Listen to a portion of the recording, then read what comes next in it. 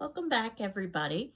And this is for our class for Wednesday, the 21st of October, where we are finishing up Dr. Jekyll and Mr. Hyde.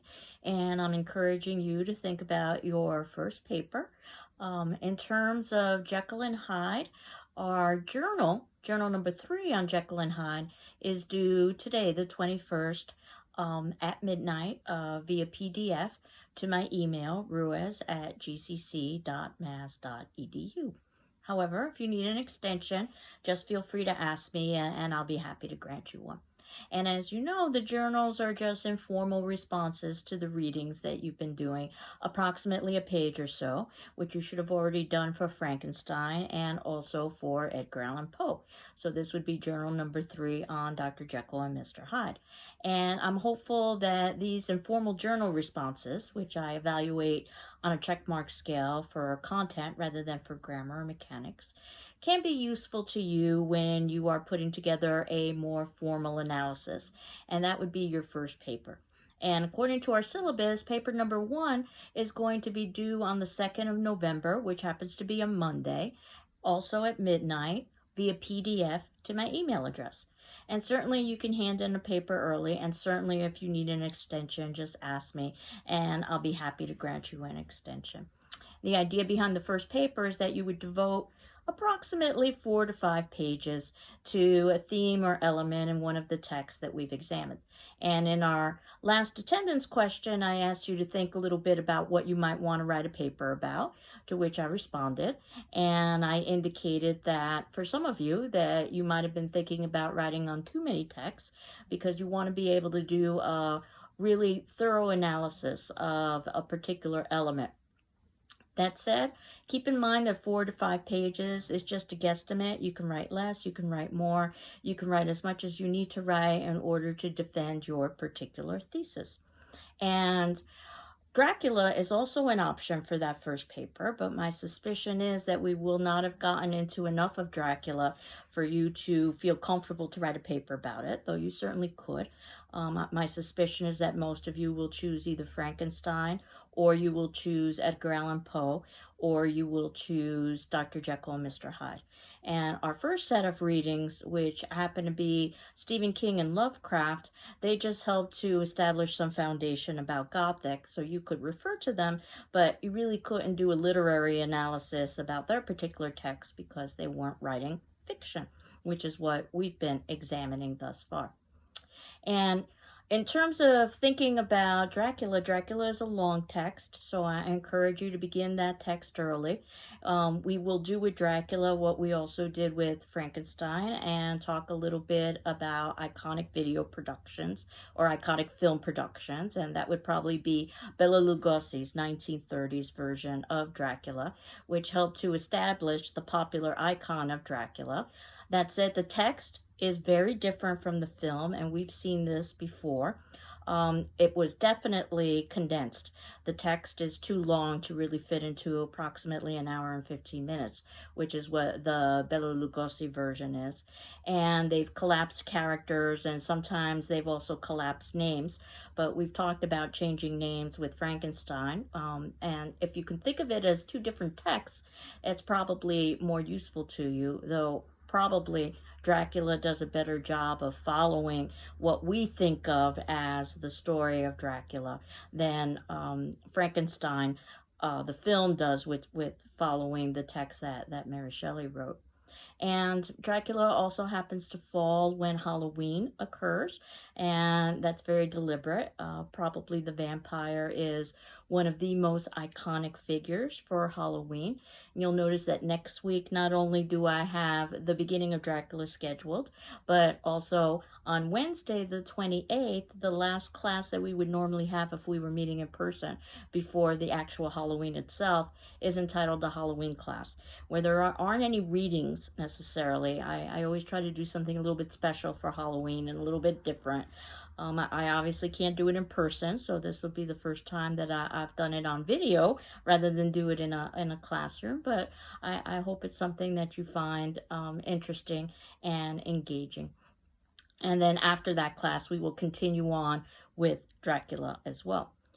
In terms of Jekyll and Hyde, where we had left off was I had asked you to contemplate a little bit why the movie versions in general tend to be so different from the text. And as many of you pointed out, probably one of the biggest differences happens to be with the insertion of a female love interest. And that was really one of the things that I wanted to talk about in relation to the text of Jekyll and Hyde. I mean, obviously, as a novella, Jekyll and Hyde is probably not long enough for a feature-length film. So there's going to need to be additions in terms of content. And obviously, Jekyll and Hyde as a text has literary elements that may not necessarily be able to be translated as well onto film. But probably the biggest difference with the Jekyll and Hyde film productions, again, is the insertion of some sort of female love interest or love interests, as we saw with the Fredric March version, where we had two women, which sort of illustrates that idea of duality that we've seen throughout the Gothic and Jekyll and Hyde. One very much representative of the kind of pure Madonna, and the other very much representative of kind of the whore female, the two polar opposites from one another, which is oftentimes how female would be represented in literature and film in the 1800s and even in the 1900s. But that said, Jekyll and Hyde is a novel that is very much lacking in female characters. It's a very male-centric novel. And that is one of the reasons why Jekyll and Hyde has oftentimes been read as a commentary on homoerotic tendencies. And while nothing is explicitly stated in the text about the kinds of actions that Mr. Hyde commits now that he has a disguise, the fact that we're presented with a story of just bachelors, the fact that there is reference to Queer Street, which I had noted earlier, the Oxford English Dictionary, considered to be the dictionary of all dictionaries because it goes through a historical overview of word usage, illustrates that the word queer was first found in the early 1900s in writings. That's not to say that it wasn't necessarily used in the context that could be in relation to sexuality, but its first reference to sexuality would be in the early 1900s. And again, if you'll remember, Jekyll and Hyde was written in 1886. The fact that Sir Danvers Carew was murdered, and the fact that we aren't given any specifics about Sir Danvers Carew, what could have led to a murder. Obviously, it wasn't a murder for profit. We know that as a Sir, Danvers Carew is of a higher social station than a Dr. Jekyll. But if they had had some sort of intimate relationship and there was the fear that that relationship could be exposed, then that perhaps could be a motivation for his murder. But probably the biggest element in Jekyll and Hyde in relation to sexuality is about front and back. When we were talking about doors and the front door and the back door, and how Mr. Hyde goes through the back door, which could be a reference to anal sex, as opposed to the front door, which could be a reference to vaginal sex. And that is usually one of the ways that this text is read because, as I mentioned earlier, the Victorian period was highly repressed, certainly sexually, but even more so in terms of same-sex relationships. Now, Hollywood has oftentimes supplied some rather surprising sexual elements, which we saw with the Fredric March version, and that while we do have heterosexual relationships, there is the suggestion of some sadomasochism that's going on and some violence associated with sex. And for its time, the Fredric March version was fairly racy. Well, we saw a little bit of flesh, actually, and a little bit of seduction. But I did want to point that out in terms of Jekyll and Hyde and how it oftentimes is read as a homoerotic commentary. It is definitely a commentary on the rules of Victorian society because not only was it highly repressive, it was highly hypocritical. And I think I had mentioned that there were large divisions in society between the rich and the poor. That's an element of duality that we've seen. And in terms of having a station or a position and being considered a laborer. And we are told in the Jekyll and Hyde text that he is born into a considerable amount of wealth. Almost reminds me a little bit of Victor Frankenstein, actually, and that he uses that wealth perhaps in not necessarily his best interest. That said, I think that one of the things that we can definitely see is a psychological analysis in this text, and the idea of the dangers of repression, which is probably what Stevenson is examining. When you think about the film version that we saw with Frederick March, probably one of the biggest differences outside of the insertion of the female is the ending, where with many times with Hollywood versions, what we've got is that Mr. Hyde dies and turns back to Dr. Jekyll, that he returns back to a sense of normalcy or a sense of goodness. And that's not what we get in the text. In the text, he dies as a Mr. Hyde. And we know that Mr. Hyde is smaller and more deformed. The idea is that evil tends to be deformed. And this morality tale, which is another way of viewing Jekyll and Hyde, it really is a morality tale. That if one engages or loses sense of one's passions, then and descends into the bestial, the troglodyte, if you will, then there's no return back from that. So while you could certainly see this as also a psychological analysis about the dangers of repression, if we don't allow individuals to express themselves freely, whether it be their sexuality or whether it just happens to be in terms of their beliefs. At the very beginning of the text, I believe I mentioned very early on, where we were told that if you were in a Victorian period, you have a certain delicacy and you don't ask too many questions, but that doesn't mean that you don't revel in the gossip and in the underbelly of what's happening within society. You're just not supposed to show it, so to speak. And you can see this text is definitely an examination of what happens when you repress. Well, then ultimately terrible things.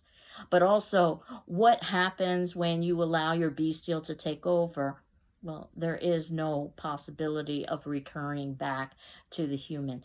The Darwinism that's embedded within this text, as well as some of the psychology, is one of the reasons why this text is oftentimes read from an interdisciplinary level. If you think about it as a parable, as about some sort of an allegorical tale, you could also see it as a tale about drug addiction and alcoholism very easily, with Dr. Jekyll continuing to take his potions, believing that he has control, the emotional and physical transformations that occur when he's under the influence, and the idea that he's no longer able to control himself and his consumption by the very ending of the text. So there are lots of different ways that we can view this particular text. Obviously, I've included it in our Gothic literature class, and that means that it should have elements of the Gothic, and certainly the idea of duplicity and doubles.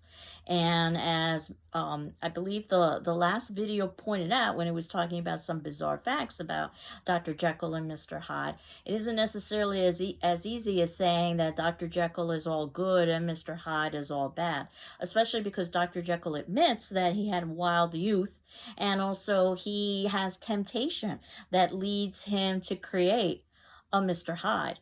So it isn't so much as if it's two, but the idea is that within one, there could be multiple elements. And this sense of duality and multiplicity, which also leads to duplicity. There is a good amount of duplicity in Victorian society, the truth as opposed to the lie. And that's also another double of a multiplicity, if you will. But all of that, I think, is embedded within the idea that we still have a tale that could perhaps be connected with the supernatural, which is something that I had said that I wanted this particular class to focus on. I struggled a little bit with Frankenstein, but we did talk about how Frankenstein was ultimately consulting some of the occult masters, such as Cornelius Agrippa, and he was definitely engaged in some questionable actions, such as raiding tombs in cemeteries. So while Frankenstein can be viewed as a scientific tale, it can also be viewed as a supernatural tale. And then again with Edgar Allan Poe, where there isn't necessarily something that's definitively supernatural, something that defies the laws of nature, we can, however, say that there's enough ambiguity in Poe's text so that the black cat could be a figment of his imagination, but perhaps could also be some sort of supernatural entity that's haunting the narrator. And at least with the stories that I selected, all of them have that possible element of supernatural embedded within them. In terms of Jekyll and Hyde, my argument would be salt. If you know anything at all about some of the mythology associated with salt, salt is supposed to be a purifying agent. And from a biological perspective, we oftentimes salt meats and foods in order to preserve them so that they don't rot. But there's a long tradition of using salt in order to ward off evil. If you think about some of the superstitions associated with salt, for instance, if you spill salt, that you should toss it over your shoulder. Or there are superstitions associated with vampires, which we will talk about when we get to Dracula, that if you salt the ground, basically you can keep away the evil of the vampire. And when Dr. Jekyll is creating his potions, and it's chemically based rather than anatomically based, which is what we saw in Frankenstein, but nevertheless, he talks about how he had an element of impure salt. In other words, a salt that no longer had its purification qualities. That's what allowed him to transform into the bestial Mr. Hyde, at least from a physical perspective. One could argue that his psychological perspective was always within him, that one of the appeals of being Mr. Hyde is that he could hide behind a disguise, and that would mean that he could still maintain his reputation of being a respected individual, but also be able to engage in his base desires. But this impure salt cannot be duplicated, which is one of the reasons why ultimately Dr. Jekyll and Mr. Hyde cannot continue in the way that he begins in being able to control his transformations. And he does die as Hyde, and he dies as evil in the Stevenson text. There's even reference at one point that Dr. Jekyll is engaging in transcendental medicine. There was a brief suggestion of this as well, the Transcendental Masters in Frankenstein, and we'll talk about this with The Exorcist as well. Some of the spiritual and perhaps supernatural possibilities associated with the transcendental. So that would be my argument for some of the supernatural elements in Dr. Jekyll and Mr. Hyde. For our purposes, when we get to Dracula, it'll be fairly easy to see how we could identify that as a kind of supernatural text. And there's a long tradition of vampire lore, not only in Europe, but also in New England, which is basically the New Europe, if you will, when Europeans came and they settled, specifically in the Massachusetts area. So we have a long history of that, which we'll also examine with Dracula. But considering the fact that Dr. Jekyll and Mr. Hyde has so many contemporary parallels, which is not to say that we couldn't find contemporary parallels with Poe or with Frankenstein or with any other piece of literature that we would be reading this semester. But when you think about commentary about hypocrisy, analysis of repression, drug and alcohol addiction, sexual identity, the idea of socioeconomic class challenges and tensions, there's a lot there. And perhaps even more than what I've identified. So that will be our attendance question. Based on what you read, what element of Dr. Jekyll and Mr. Hyde do you think has the most contemporary relevance, has the most contemporary relevance in our society, and why? It was a little bit of a tongue twister there, so I'll repeat. What element of Dr. Jekyll and Mr. Hyde do you think has the most contemporary relevance in our society, and why? So I'm looking forward to hearing your responses. And then next class, we'll begin moving forward into Dracula. And we'll also talk a little bit about Halloween next week. I hope you're well. I'm well.